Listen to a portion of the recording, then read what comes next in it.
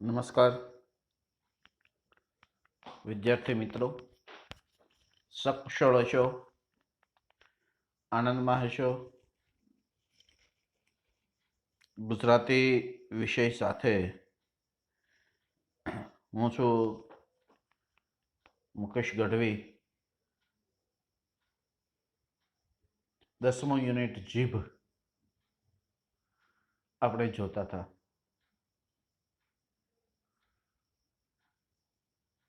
પણ તે પહેલા ગયા લેક્ચરમાં આ યુનિટનો સારાંશ અને આસ્વાદ બંને કીધો તમને.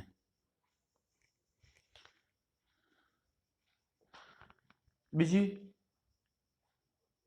એક અગત્યની એ વાત કે ગુજરાત સરકારે શિક્ષણ મંત્રી આપણને એવી જાહેરાત કરી કે 11 જાન્યુઆરીથી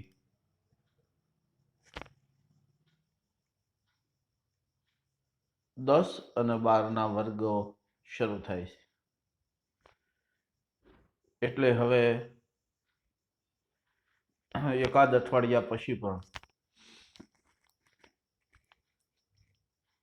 9 અને 11 શરૂ થઈ જ જશે. એટલે જ્યાં જ્યાં પુસ્તકો સંતાડેલા હોય એમને ગોતી લેજો.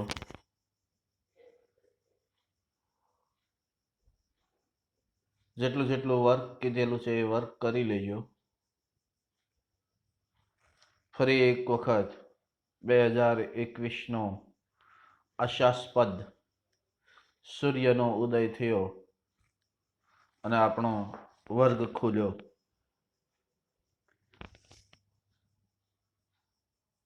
એમણે બીજી એક જાહેરાત પણ કરેલી છે કે કોઈ પણ સંજોગોમાં એક્ઝામ તો લેવાશે જ તે.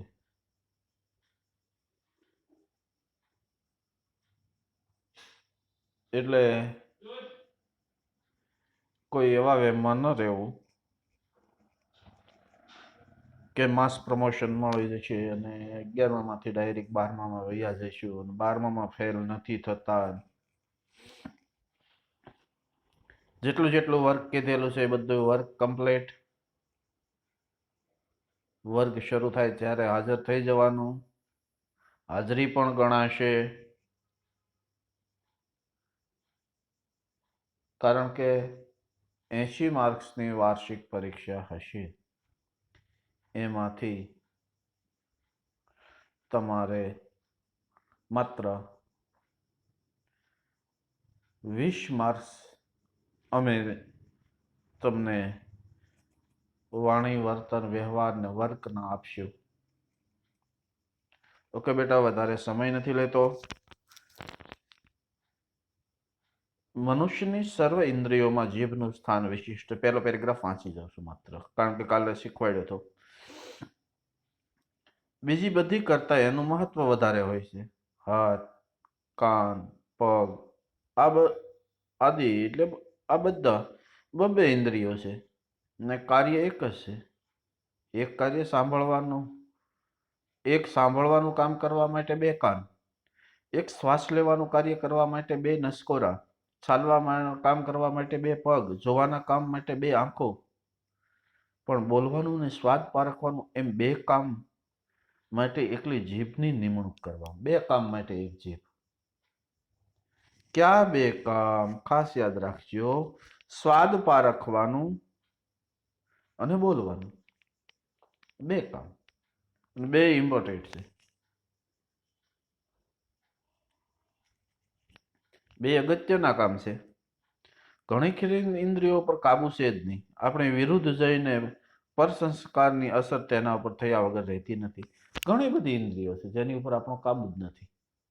દાખલા તરીકે આંખ, દાખલા તરીકે નસકોરા, દાખલા તરીકે કાન.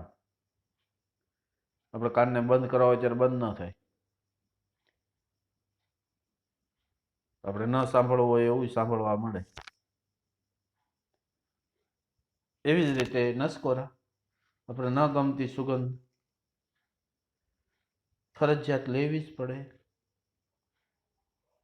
અને ત્રીજી વાત, આંખો ન ગમતું જોવું પડે. કોઈ આપણને ગાળ દેતું હોય, સાંભળવી એ કુદરતી રીતે આપણને ગમતી ન હોય, રૂચવું એટલે ગમવું, તો પણ આપણા પોતાના કાન એ ગાળ આપણા મગજ સુધી પહોંચાડ્યા વિના નહીં રહે. ન જોવા જેવું આંખ અનેક વાર જુએ અને માથું ફેરવી નાખે એવી દુર્ગંધ નાસિકા મગજને પહોંચાડે છે. જો આ ત્રણેય વસ્તુ ઉપર આનો મતલબ કે આપણો કાબુ નથી. પરંતુ જીભ ઉપર મનુષ્યને પૂરેપૂરી સત્તા પ્રવર્તે. કોના ઉપર સત્તા છે? તો જીભ ઉપર. આપણે ન બોલવું હોય એવું બોલાય નથી બોલાતું. ઈચ્છા હોય તો જ બોલવાનું, કે સ્વાદ આપવાનું કાર્ય જીભ કરી શકે, અન્યથા નહીં. કોઈ બહુ તીખો એક મરસાનો આખો જેને કહેવાય ને કે ચમચી ભરીને લાવ્યું હોય, આપણી ઈચ્છા ના હોય સાવે તો જીભડો અંદરથી બહાર આવીને સાખી લે તો મારે તો ચાખવું જ છે. શકાય? ન શકાય. પછી બીજી, ન બોલવું હોય, આપણે ઈચ્છા ન હોય કે આપણે બોલવું છે અને છતાંય બોલાઈ જાય એવી કોઈ દિવસ પ્રયોગ બન્યો છે? ન બને. બોલવાનું ને ખાવાનું દુનિયાના બે મોટા મોટા કાર્ય એક નાનકડી જીભ બજાવે છે. ખાસ યાદ હો. માનવ જીવનમાં આના કરતા વધારે ઉપયુક્ત કે જરૂરી બીજા કોઈ કાર્ય નથી. જો બે કામ મહત્વના છે, બોલવાનું અને ખાવાનું. અને બીજા પ્રાણી કરતા માણસ અલગ બોલવાથી જ પડે છે ને. આપણામાં કૂતરામાં શું હોય? આપણા કરતા કૂતરો ઝડપથી દોડી શકે છે, ઈમાનદાર વધારે છે. આપણાથી ગંધ પારખવામાં કૂતરાની શક્તિ વધારે છે. તો કઈ રીતે અલગ પડે છે? અલગ પડવાનું રીઝન એક જ છે કે કૂતરો બોલી શકતો નથી. એની ભાષામાં કદાચ બોલતો હોય, આપણને સમજાતું નથી, પણ સ્પષ્ટ ભાષા તો માત્ર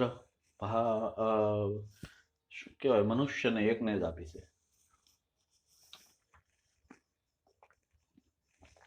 અને એ સ્પષ્ટ ભાષા વિના વાણીની ઓળખ થઈ શકે નહીં. આ બંને કાર્ય મનુષ્યને જન્મતાની શરૂઆતથી કે અંત આવે ત્યાં સુધી ચાલે છે. મનુષ્યના મરણ પછી પણ જીભનું કામ તો ચાલુ જ રહે છે. એમનો મત, અભિપ્રાય, વચન આદિ પાછળના વારંવાર ઉલ્લેખ કરીને વાણીને અમર બનાવે છે. જો મેં તમને એ કીધું હતું કે બોલવાના કારણે, વાણીના કારણે માણસ અમર રહેશે. હજે આપણે, મેં તમને ઉદાહરણ 2-3 દીધા હતા. વિવેકાનંદ, ડોક્ટર એપીજે અબ્દુલ કલામ, આપણે યાદ કરીએ છીએ એના શબ્દો દ્વારા, વાણી દ્વારા. એમની પાછળ 12મું 13મું શ્રાદ્ધ વર્ષે આદિ પ્રસંગો યોજીને રસાસ્વાદની અભિલાષા, ઈચ્છાઓ સંતોષે છે. જીવનનું કાર્ય મનુષ્યના જન્મથી શરૂ થાય અને મરણ પછી પણ ચાલુ રહે છે. જીભનું કામ મનુષ્યના જન્મથી, જો જન્મ સાથે જીભ હોય અને મરણ પછી એનો જીભ અમર રહે છે. વૃદ્ધાવસ્થામાં બીજી બધી ઇન્દ્રિયો સામાન્ય થઈ જાય છે, પણ જીભ એવી છે જે બળવાન રહે. બધી ઇન્દ્રિયો, આંખ ઓછું બતાય, કાન ઓછું સંભળાય, સુગંધ ઓછી આવે, પગ ન ચાલે, પણ જીભ એવી છે જે શક્ત અને સશક્ત રહે છે.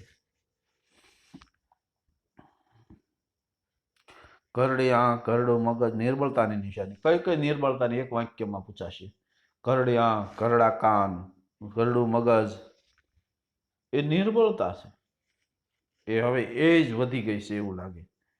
પણ ઉંમર વધી ગયેલી જીભ એ, જો આપણે એટલા માટે એમ કે અનુભવી માણસને પૂછો.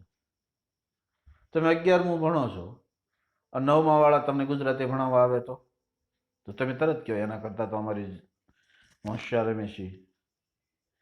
અનુભવ શેનાથી છે? જીભથી. શું કામ? એમણે વધારે વર્ષ છે, એમણે વધારે વાંચ્યું છે, એમણે વધારે ભણેલા છે, એટલા માટે. રસાસ્વાદનો અધિકાર જીભને મળ્યો, એના વડે સ્વાદનું જ્ઞાન થાય છે.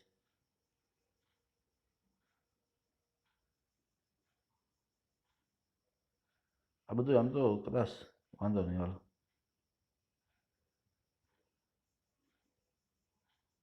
રસાસ્વાદનો અધિકાર જીભને મળ્યો, એના વડે સ્વાદનું જ્ઞાન થાય છે. અને માટે જ્ઞાનેન્દ્રિય ગણીએ તો ગણી શકાય.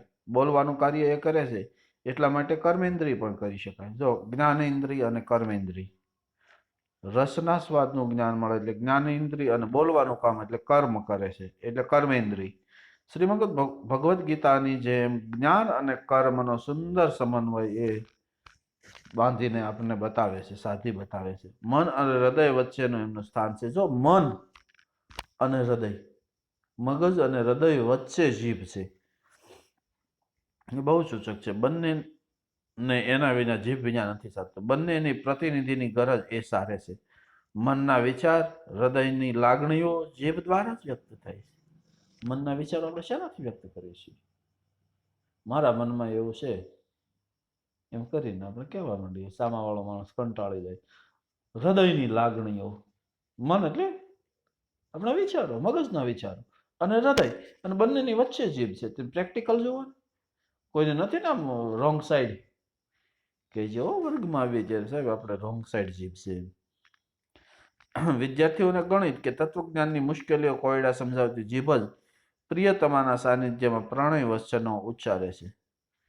જેમ કેટલીક કુલવધુઓ આખા ગૃહનો ભાર ચલાવે છતાં ગ્રહની બહાર દર્શન થઈ શકતા નથી, એમ જીવનના બે મુખ્ય કાર્ય કરતી હોવા છતાં જીભને અદ્રશ્ય. જો કુલવધુઓ, કુળની વહુ, ઘણી બધી આખા ઘરને સારી રીતે રાખે, પણ ઘરની બહાર એમને નહીં જવાનું. કેટલી મુશ્કેલી! આખું ઘર બહાર રખડતું હોય, કોઈ સર્કલે બેઠા હોય, કોઈ ગલીમાં બેઠો હોય, કોઈ ગાર્ડનમાં બેઠો હોય, પણ જે ઘરનો બહાર ચલાવે છે એ સ્ત્રીને ઘરની બહાર નહીં જવાનું. જીભ એવી જ વસ્તુ છે. દાંત બતાઈ જાય છે વારંવાર, નાક તો બહાર જ છે, કાન બહાર છે, આંખો બહાર છે. જીભ એક જ એવી વસ્તુ છે જે ક્યારેય બહાર જ નહીં, અદ્રશ્ય છે. સ્નિગ્ધ, સુકોમળ, નાની, નાજુક, નમણી. જો કેવા કેવા એમના માટે વિશેષણો વાપર્યા, ખાસ યાદ. સ્નિગ્ધ, સુકોમળ, નાજુક, નાની, નમણી એવી જીભ અનેક રીતે સ્ત્રી જેવી છે. આપણે એમની પાસે વધારે ને વધારે કામ લઈએ છીએ, તે છતાં બંને ત્યાં સુધી એને ઓઝલ એટલે મર્યાદાના પડદામાં રાખીએ છીએ. રસોઈ બનાવતી સ્ત્રી આપણી સ્વાદ વૃત્તિને પોષે છે અને સુંદર ઘરેણાં પહેરીને અભિમાન વૃત્તિને પોષે છે. જેવી રીતે રસોઈ બનાવતી કોઈ સ્ત્રી આપણી સ્વાદ વૃત્તિને પોષણ કરે છે, સુંદર ઘરેણાં પહેરી અને પુરુષની અભિમાન વૃત્તિને પોષે છે, એવી સંતોષે છે. સરસ શબ્દવાળા વખાણ કરી અભિમાન વૃત્તિને સ્ત્રીની જીભ પણ ઘાયલ કરે છે, ઘા રૂઝાવે છે. સ્ત્રીની પેઠે જીભે તે ક્યારેક ઘાયલ કરી દે. શબ્દ શબ્દ મેં હે ભેદ, શબ્દ નહીં હાથ પાંવ. સાંભળજો આખો. શબ્દ શબ્દ મેં ભેદ, શબ્દ નહીં હાથ પાંવ. એક શબ્દ ઘાયલ કરે, બીજો દિયે ઉધાર. એક શબ્દ કેટલો બધો આપણને મોટિવેશન કરી દે, અને એક શબ્દ આપણને બિલકુલ ચિંતામાં મૂકી દે.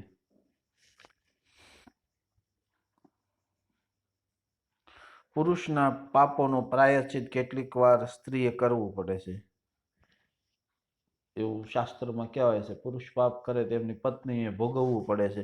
એવી જ રીતે પેટ આવવાના રોગનું ભોગ પણ પેટના રોગનું ભોગ પણ જીભે જ બનવું પડે છે. પેટના અપચો થાય તો જીભમાં ચાંદી પડે. પેટની વાત જીભ તરત જ કહી દેશે. અબળા વર્ગ તરફથી ઘણીવાર ગ્રહના છિદ્ર બહારને જાણવા મળે. એ પ્રમાણે રોગોના નિદાન માટે તજજ્ઞ જીભ પર ઘણો આધાર. જો જીભ શાસ્ત્ર, આખું શાસ્ત્ર ભણવાનું આવે છે MBBS માં. હવે ડોક્ટરો જઈએ એટલે આમ સીધો ચાલો રિપોર્ટ કરાવી નાખો. પહેલાના ડોક્ટરો એમ ન કહેતા રિપોર્ટ કરાવી નાખો, એમ કહેતા જીભડો બહાર કાઢો. પેલું નિરીક્ષણ કહેતા નાનો એવો જીભડો છે, મોટો જીભડો રહ્યો તાર કાયમ તકલીફ રહેવાની છે. બને ત્યાં સુધી જીભ નાની રાખવી એટલે ઓછું બોલવું. સાસરે જતી વખતે તો જીભ ઘરે મૂકીને જ જવાય.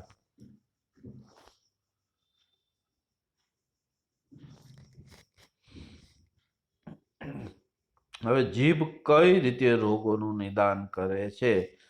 આખો પેરેગ્રાફ મોસ્ટ IMP છે, ખાસ યાદ રાખજો. ફીકી, સફેદ, નરમ, પોળી, અસ્થિર જીભ પાંડુ રોગની સૂચક છે. ખાસ ફીકી, સફેદ, નરમ, પોળી અને અસ્થિર જીભ પાંડુ રોગ. સફેદ હોય, પોળી થઈ ગઈ હોય જીભ, અસ્થિર બહાર કાઢો ને સ્થિર ન રહેતી હલતી હોય તો આપણે માનવાનું પાંડુ, પણ આજે પાંડુ રોગ નથી એટલે ચિંતા કરવાની જરૂર નથી. ભૂરાશ પડતી જીભ છાતીના દર્દોનો સંભવ દર્શ. લાલ ન હોય, ભૂરી જીભ હોય તો આપણને હૃદયના કોઈ રોગ થશે એવું લાગે. વચ્ચે સારી વાળી જીભ અને સૂને છેડે રતાશ વાળી જીભ, અપચો ને પેટના રોગ. જો વચ્ચે સારી હોય અને ફરતી રતાશ, શેડો રતાશ વાળો હોય તો પેટના રોગ. મોઢાની બહાર કાઢતા, મુખની બહાર કાઢતા જેની જીભ સ્થિર ન રહી શકે એ મનુષ્યના શો કરતો હોય એમ કહી શકાય. ખાસ યાદ રાખજો, જીભ બહાર કાઢો. ઘણાની જીભ સ્થિર છે, હલતી નથી. ન રહી શકે મનુષ્ય નશો કરતો. મુખ બહાર કાઢતા એક બાજુથી બીજી બાજુ જીભ હલાવીને ન શકાય તો એ પક્ષઘાતનું. જો આ છેડેથી આ છેડે, રાઈટ થી લેફ્ટ, લેફ્ટ થી રાઈટ હલે નહીં એટલે એમ સમજી જવાનું હવે આપણને પક્ષઘાત. બરોબર. જીભ આપણા દેહના અનેક રોગ ખુલ્લા કરે છે. જીભ માત્ર શરીરની વ્યાધિઓ, દુઃખ ન જણાવતી, મનુષ્યના ગામ, જાતિ આદિની માહિતી વગર પૂછી આપી દે છે. જો કઈ જ્ઞાતિનો છે, ક્યાં ગામનો છે, કોણ છે, ક્યાં જિલ્લાનો છે, ક્યાં રાજ્યનો છે, એ જીભ આપણને કહી દેશે. બ્રાહ્મણ, ક્ષત્રિય, વૈશ્ય અને શુદ્ર આ ચાર હિન્દુના મુખ્ય ધર્મ, આ ચાર હિન્દુ ધર્મના મુખ્ય જ્ઞાતિવાદ. અને એ ભેદ પણ કદાચ જીભના આધારે કરવામાં. જીભ સહેલાઈથી નહીં, જેવા કારણે ભયંકર શાપ આપી તે બ્રાહ્મણ. જીભ સહેલાઈથી નહીં પણ ભયંકર શાપ આપી શકે તે બ્રહ્મર્ષિ. જેની જીભ વેદ, મંત્ર, જપ, ધન, જટા, ક્રમ ઇત્યાદિ પ્રકારે પાઠ કરી કસરત કરે અને સોમરસનો આસ્વાદ કરે તે બ્રાહ્મણ. જેની જીભ સતત ભગવાનનું સ્મરણ કરતી હોય એ બ્રાહ્મણ. શાપ આપે બ્રહ્મર્ષિ. જેની જીભ વીરરસની વાતો કરે, કહુંબા પાણીમાં જ રહે એ ક્ષત્રિય. જેની જીભ વીરરસમાં વાતો કરે, શૂરવીરતામાં અને કસુંબામાં, એ ક્ષત્રિય. પૈસાની વાત સાંભળીને જેની જીભ ભીંજાઈ જાય તે વૈશ્ય. ને જેની જીભ ઘણું ખરું મૌન જ રે, બીજાના વર્ણના હુકમ સાંભળે હા બાપ, કહે તે શુદ્ર. અત્યારે વર્ગ ભેદ લોપાતા જાય બદલે નવીન ભેદ રચાતા જાય. અત્યારે આ 4 વર્ગ નથી રહ્યા, બ્રાહ્મણ, ક્ષત્રિય, વૈશ્ય ને શુદ્ર. એની જગ્યાએ પણ આ તો છે જ તે. હુકમ કરે બે જ વર્ગ રહ્યા, અમીર ને ગરીબ.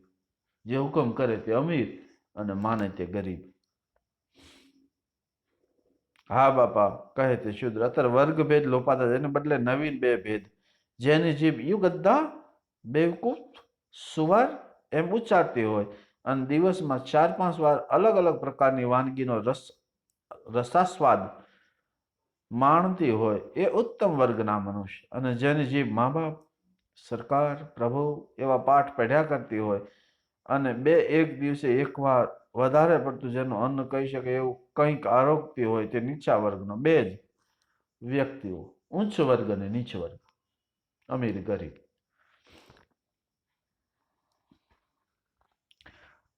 નીચો મનુષ્ય રજા બજા નહીં મળ્યો, સમજો. જુઓ, આજે જરા 2-3 કલાક વધારે બેસજો ને આવતા મહિને તમારા પગારમાં 10% ઘટાડો કરવામાં આવ્યો. એમ જેની જીભ બોલતી હોય, સતત હુકમ જ કરતી હોય જેની જીભ, એ ઉત્તમ મનુષ્ય.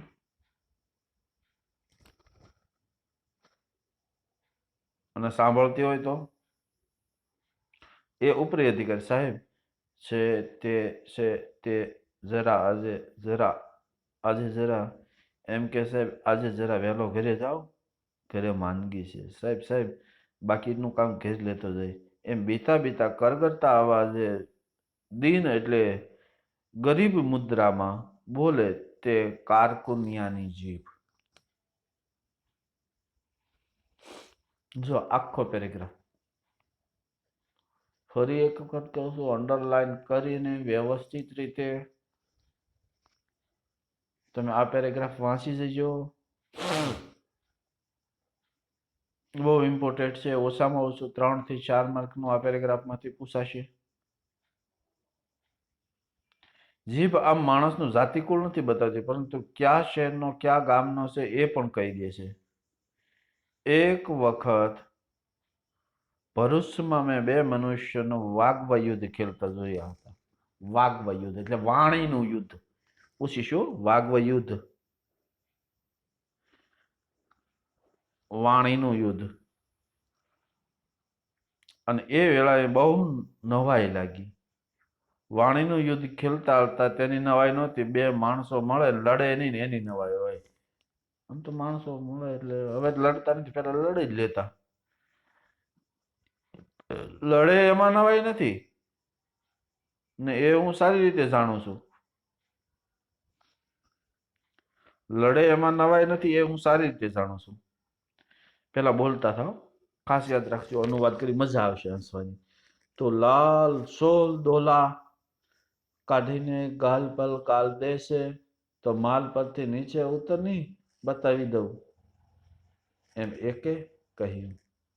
સાલા તાલું મોં ઉજલું છે પણ કલમ તો કાલા છે. ધોલામાં ધૂળ પડી. બીજાએ ઉપરથી જવાબ, બંને યોદ્ધા એકમેક અળાનો બહિષ્કાર કરેલો જોઈને મને નવાઈ લાગી. અહીંયા સુધી આપણે રાખી પછી સમજીશું. અળ હવે જોડવી, શાળા, અરે અહીંથી તું લાલ છોડ ડોળા કાઢીને ગાળ ઉપર ગાળ દે છે તો એ માળ ઉપરથી નીચે ઉતર, બતાવી દઉં, એકે કહ્યું. શાળા તારું મોં જેટલું ઉજળું છે એટલા કરમ કાળા છે. ધોળામાં ધૂળ પડી તારા. બીજાએ ઉપરથી જવાબ, બંને યોદ્ધાએ અળાનો, જો ભરૂચમાં અળાની જગ્યાએ લ કેમ બોલાય છે? અળાની જગ્યાએ લ કેમ બોલાય છે? મને લાગે છે કે માણસોને અળાની જગ્યાએ લ, સુરત, વડોદરા, અમદાવાદ બધે અળ બોલે, ભરૂચમાં કેમ નથી બોલાવતો? ઉચ્ચાર શાસ્ત્રનો આ એક બહુ ઉકેલી ન શકાય એવો કોયડો. મને લાગે છે કે બાળપોથીમાં નળનું ચિત્ર આપીને અળ આકાર શીખવવામાં આવે છે. ભરૂચમાં નળ નથી તેથી કદાચ ભરૂચવાસીએ નળની જગ્યાએ અળનો બહિષ્કાર કર્યો. અને આપણે જાજી નિસ્બત નથી. અળ આકાર બહિષ્કાર કરનારી જીભ એટલે ભરૂચ વાંચી. એમ તરત આ રીતે હવા કાનું હેર હાંક, હવા ખાનું હે હાંક માગનારી સુરતની જીભ. સડકું ખોદીએ છીએ રાબુ પીએ કે આપણે કાઠિયાવાડી જીભ. આ નિવાસ સ્થાનની ખબર આપી દે છે. તમે બનાસકાંઠાની પર જાઓ એક અલગ જ લહેકો. ચેમ ન ગયો તો હજી ચેમ ના આયા. હું ચો ને તમારી વાટ જોતો હતો. ક્યાંયથી બસ મળે ને ક્યાંયથી ન મળે. અમદાવાદની અલગ જીભ. તમે પાછું રાજકોટ ડિસ્ટ્રિક્ટમાં જાઓ જામનગર વાહ આવજો.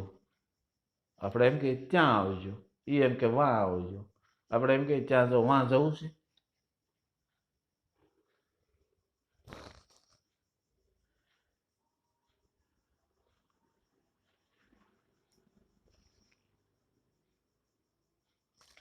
જીભની કુતૂહલ પ્રિયતા અને છિદ્રાન્વેષીપણું અદ્ભુત છે. એની કુતૂહલ પ્રિય જાણવાની જિજ્ઞાસા. નાની નાની વસ્તુને ગોતી શકે. જો દાંતના ખૂણામાં એ ફરી વળે, એક ઝીણી સરખી કરસ દાંતમાં ગમે ત્યાં હંતાઈને બેઠી હોય તો એને શોધી કાઢે. ત્યારે જો જીભ દાંતમાં કંઈક ભરાણું હોય, જીભ એને કાઢે અને એક વખત ખબર પડી જાય ને જીભને અહીંયા છે એટલે જીભ ત્યાં જ રહે. એમાં આપણું કાંઈ ને સલાહ આમ જ કર્યા કરીએ.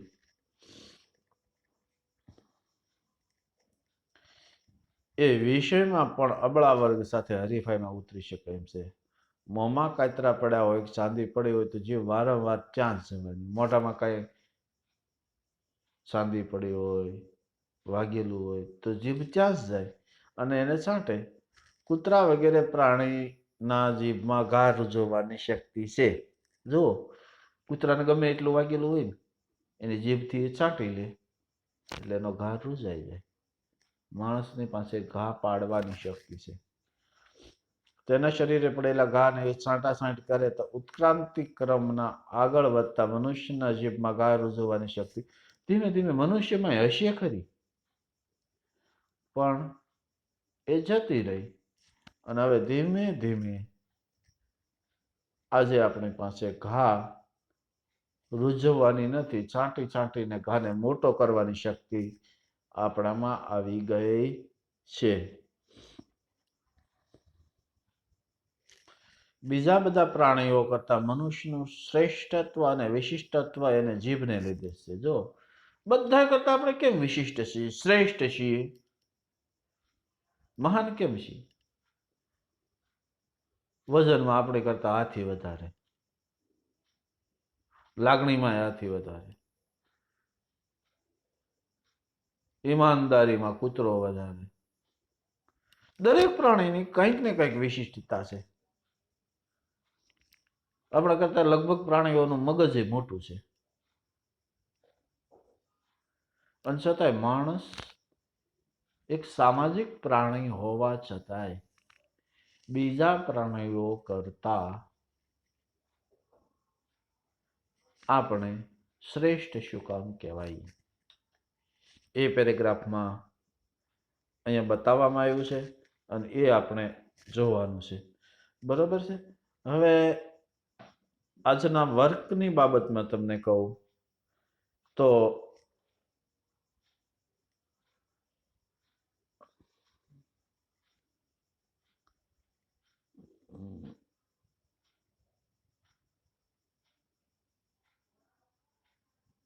જો આ એટલા પ્રશ્નો તમે લખી નાખ્યો ને એટલે